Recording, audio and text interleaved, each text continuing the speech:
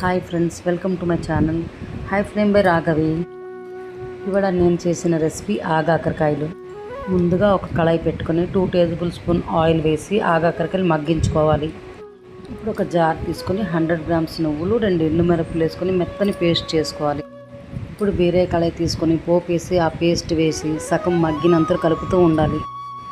ఇప్పుడు నువ్వుల పేస్ట్ వేగిన తర్వాత ఆగాకరకాయలు వేసి ఉప్పు, కొంచెం పసుపు, కారం రెండు కలిపేసి ఒక 10 నిమిషాలు మగ్గించి కొత్తిమీరతో గార్నిష్ చేసేయండి.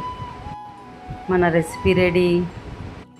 విఘ్నేశ్వర ఆశీస్సులు మనందరికీ ఉండాలని కోరుకుంటాను friends. Thank you. Like, share, subscribe. ఇంకా మంచి మంచి రెసిపీస్ చేయడానికి ట్రై చేస్తాను ఫ్రెండ్స్. ప్లీజ్ సపోర్ట్ చేయండి. Thank you.